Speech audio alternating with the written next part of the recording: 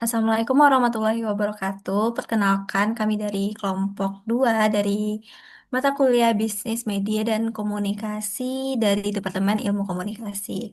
Di sini kami akan membahas mengenai strategi pemasaran media digital, di mana pada strategi pemasaran media digital ini kami akan membahas mengenai digital marketing, branding di era digital, influencer marketing, dan search engine optimization, di mana kita tahu keempat hal itu tuh sangat penting di dalam strategi pemasaran digital, di mana sekarang itu tuh semuanya udah serba digital, dan semuanya udah menjangkau media digital, sehingga kita para pembisnis ini harus update juga dan mengetahui bagaimana strategi pemasaran digital.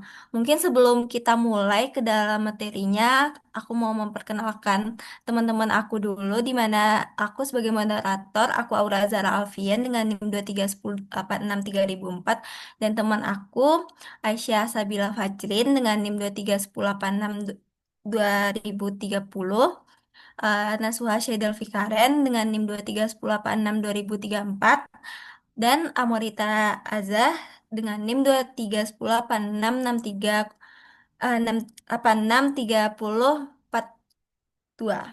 Oke, eh, kita akan masuk ke materi pertama, yaitu mengenai digital marketing.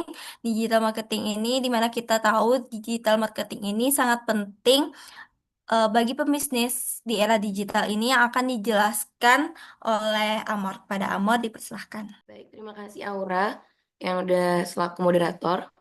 Nah, jadi guys, aku mau jelasin mengenai digital marketing dari konsepnya sampai nanti tujuan dan lain-lainnya. Jadi sekarang tuh kita tahu dunia marketing udah beda sama yang dulu. Kalau dulu promosi kita masih mengandalkan brosur, TV atau radio. Sekarang semuanya udah pindah ke digital space. Nah, hal ini yang kita sebut sebagai digital marketing. Simpelnya, digital marketing itu cara promosi yang dipakai, yang gunain teknologi dan internet untuk menyampaikan pesan ke audiens kita. Bisa lewat media sosial, website, email, bahkan mesin pencari kayak Google gitu. Jadi intinya bisnis tuh sekarang harus go digital biar tetap eksis dan gak ketinggalan zaman. Nah, tujuannya apa sih? Di sini tujuan utamanya jelas biar brand kita itu makin dikenal, makin deket sama audiens dan ujung-ujungnya ya biar penjualan kita naik gitu. Tapi gak cuma itu, digital marketing juga bantu kita buat mengerti perilaku konsumen. Misalnya, kita bisa tahu siapa aja yang suka produk kita, jam berapa mereka aktif, atau konten kayak apa yang paling mereka suka.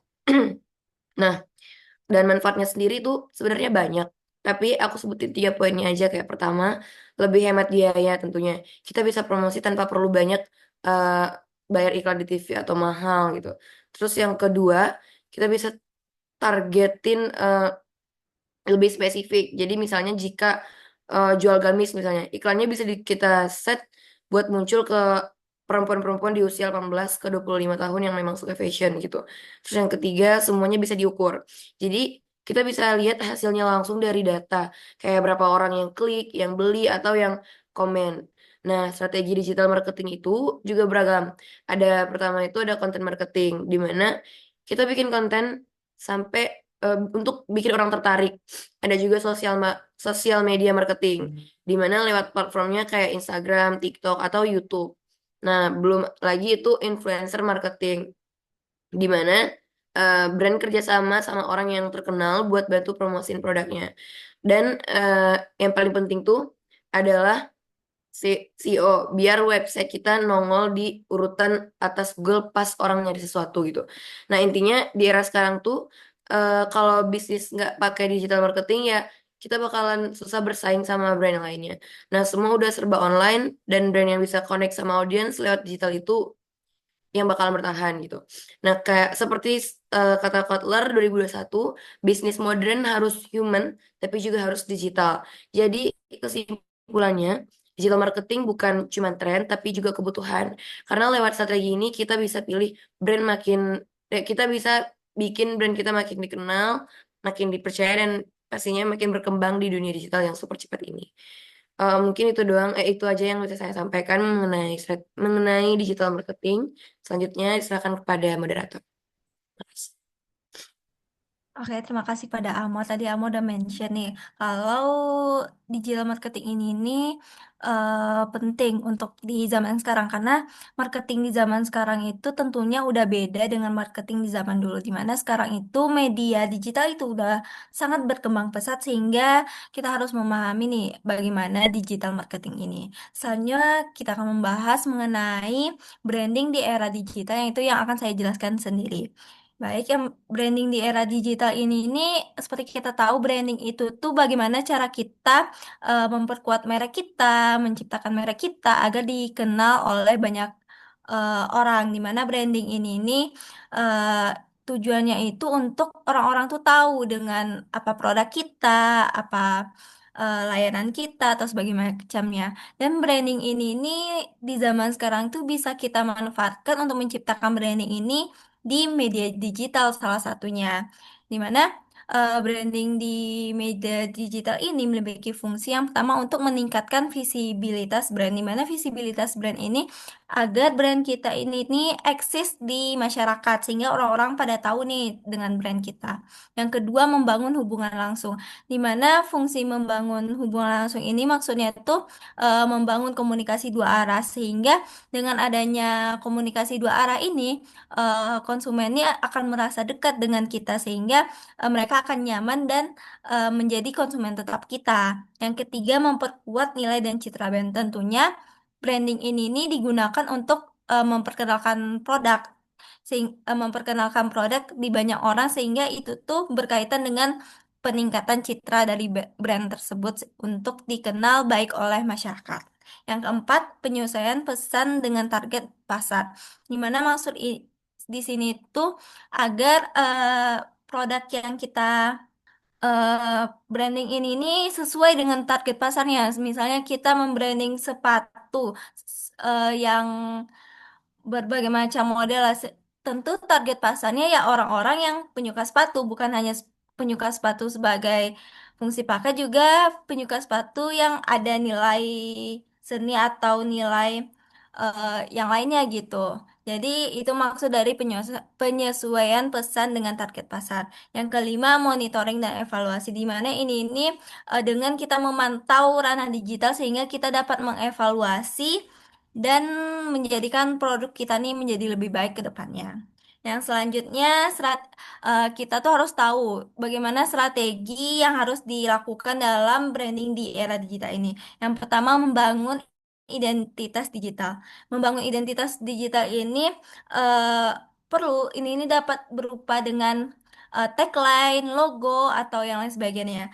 Seperti kita tahu banyak nih eh, iklan iklan yang ada tagline yang menjadi top of mind oleh kita seperti kayak Indomie, Indomie seleraku atau juga kayak deterjen pasti top of mind-nya tuh Rinso itu merupakan salah satu identitas digital di yang tertanam Mbak di benak konsumen dari branding ini sendiri. Yang kedua, optimalisasi media sosial di mana media digital ini tidak jauh-jauh dengan media sosial. Sehingga dalam strategi membangun branding ini, kita tuh harus optimal di media sosial untuk memasarkan konten-konten kita sehingga media dapat tersebar luas oleh konsumen karena media sosial ini jangkauannya itu luas, teman-teman. Yang ketiga, penyediaan konten yang berkualitas. Konten di sini nih bukan berupa hanya video, juga berupa tulisan, artikel, atau yang lain sebagainya. Juga video juga termasuk ini konten yang berkualitas ini agar orang-orang tuh tertarik melihat produk yang kita branding ini. Jadi produk kita ini dapat dilihat oleh konsumen. Yang keempat, optimalisasi situs web dan SEO. Di mana optimalisasi situs web ini tentu dalam marketing yang profesional web ini tentu juga perlu ya teman-teman. Oh, kita perlu mengoptimalisasikan agar ketika orang-orang yang mengakses web kita ini, orang-orang tuh dapat nyaman, mudah diakses, sehingga orang tuh nggak males gitu melihat web kita. Dan SEO ini seperti yang tadi juga dijelaskan Amor tadi, dimana kalau lagi di pencarian produk kita nih ada di nomor satu. Yang keempat, email marketing. Email marketing ini kayak kita tuh mengirimkan email secara berkala kepada konsumen kita. Sehingga konsumen kita tuh bisa mengetahui kayak promo kita, produk terbaru, atau yang lain sebagainya. Sehingga ini dapat menciptakan hubungan yang lebih intens dan lebih spesial dengan konsumen kita. Yang keempat, dengan kolaborasi dengan influencer. Tentu strategi yang keempat ini sangat banyak digunakan oleh produk-produk dan kita juga sering melihat strategi ini yaitu kolaborasi dengan influencer karena influencer itu memiliki followers yang memiliki hubungan spesial dengan eh, followersnya, di mana pasti followersnya influencer ini memiliki ketertarikan sama dengan influencernya, sehingga dengan kita memanfaatkan kolaborasi dengan influencer, eh, para followers influencer ini pasti akan tertarik dengan produk yang dipasarkan oleh si influencer ini.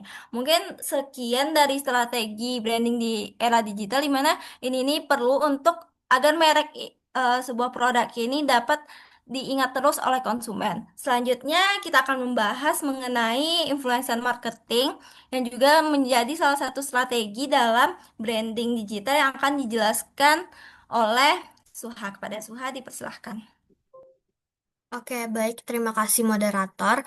Nah, jadi di sini saya akan menjelaskan atau memaparkan tentang influencer marketing ya, Mas. Sebelumnya, Amor udah jelasin kalau influencer marketing itu salah satu dari strategi digital marketing.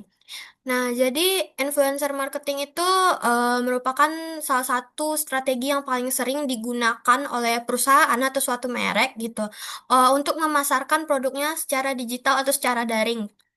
Nah, untuk influencer itu tersendiri merupakan seorang atau salah satu tokoh publik yang memiliki kekuatan atau kemampuan dalam mempengaruhi publik terhadap suatu topik gitu.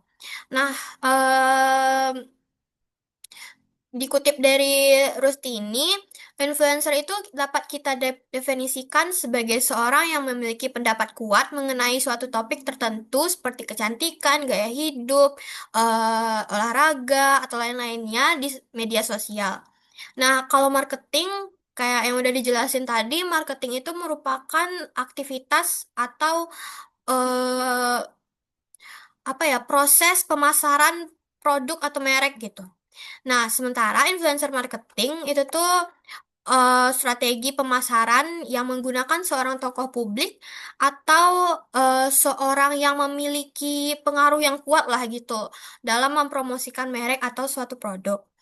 Nah, di dalam hal ini tuh, dalam influencer marketing itu, perusahaan itu nanti bakal bekerja sama dengan influencer itu untuk mempromosikan atau mengenalkan produk atau mereknya gitu kepada publik. Di mana publik ini merupakan masyarakat.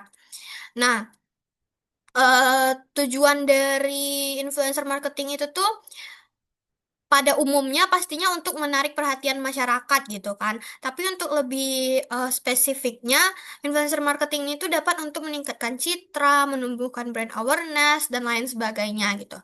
Nah, untuk influencer tersendiri itu banyak jenisnya. Ada 3 jenis. Yang pertama yaitu micro influencer. Nah, micro influencer ini tuh merupakan influencer yang memiliki cakupan audiens yang lebih kecil gitu, dengan kategori jumlah pengikut media sosialnya itu di bawah 100.000. Nah, selanjutnya yaitu makro influencer. Makro influencer ini tingkatannya itu di atas micro influencer, yang mana cakupan audiensnya itu lebih luas dan kategori pengikut media sosialnya itu di antara 100.000 sampai 1 juta followers. Nah, yang ketiga itu ada mega influencer.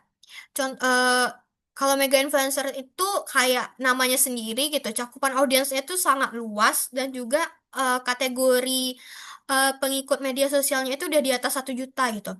Kalau misalnya dikasih gambaran, micro influencer itu kayak apa ya, kayak influencer kecil di suatu daerah gitu misalnya.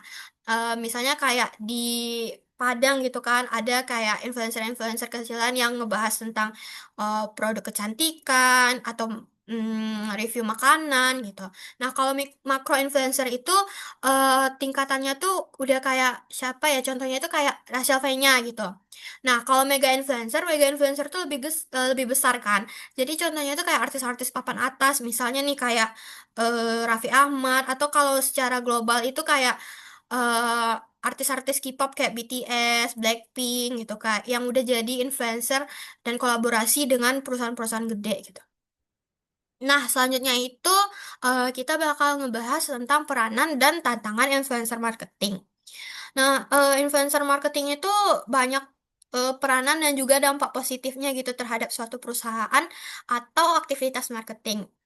Em, Pada umumnya influencer itu menjadi pihak komunikator dan mediator dari perusahaan kepada masyarakat. Yang mana sebagai komunikator, influencer itu berperan dalam menyampaikan informasi-informasi terhadap produk atau merek dari perusahaan tersebut.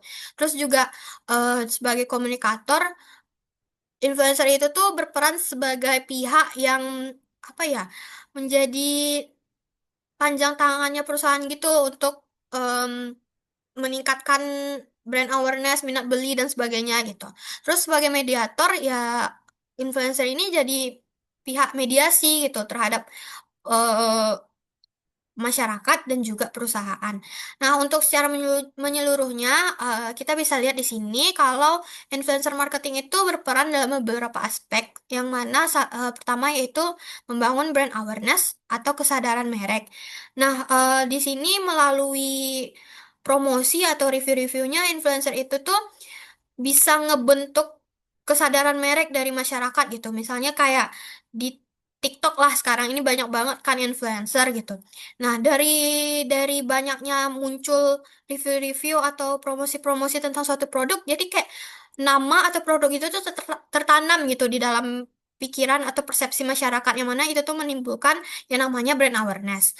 Nah, lalu yang selanjutnya yaitu meningkatkan brand image atau citra image. Nah, dari banyaknya algoritma review promosi tersebut, pastinya tertanam persepsi tersendiri dari masyarakat kepada merek atau perusahaan tersebut kan. Nah, ini nih bisa jadi citra positif maupun citra negatif tergantung dari eh, nada penyampaiannya gitu. Terus yang ketiga ada meningkatkan kepercayaan publik, dan selanjutnya ada meningkatkan kredibilitas merek atau merek dan produk.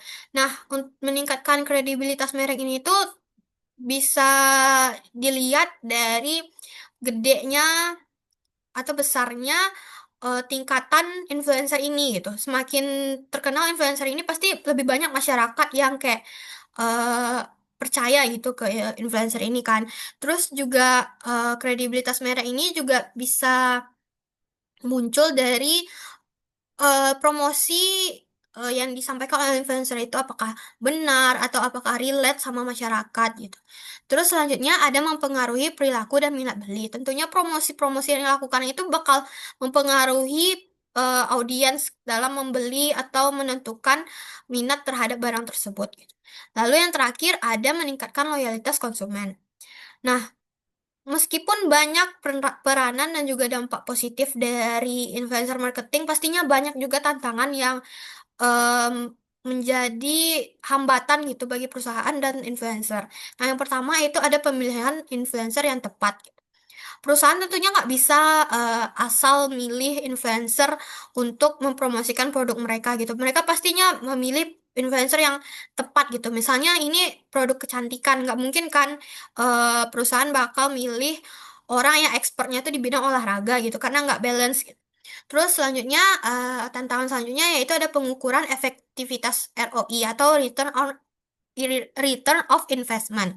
Nah, ini tuh merupakan pengukuran dari penghasilan yang dihasilkan dari kerjasama dengan influencer tersebut.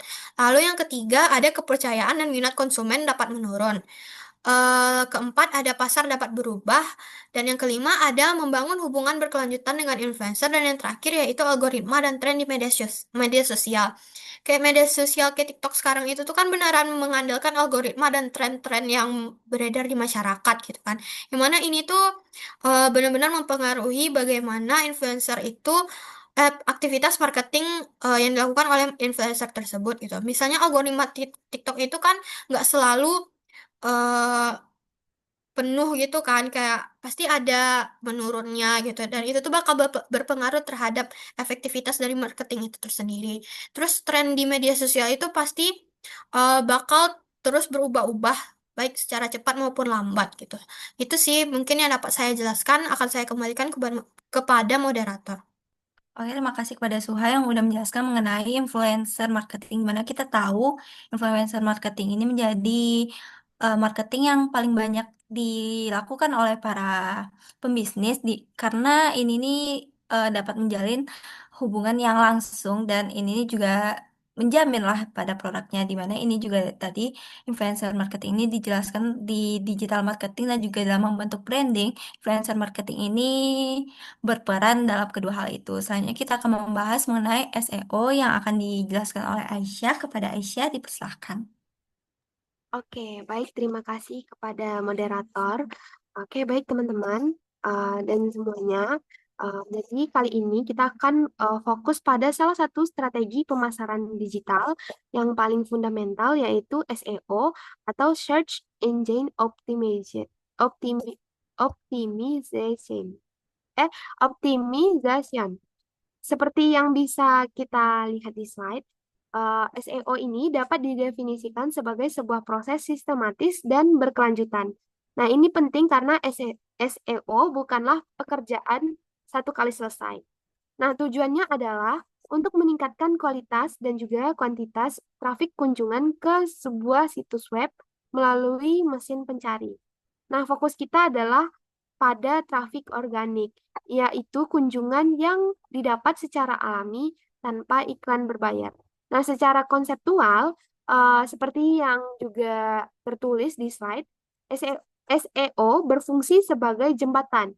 Ia menjadi jembatan antara kebutuhan pengguna dengan konten yang ditawarkan oleh situs web kita, dengan mesin pencari sebagai perantaranya. Oke, next slide.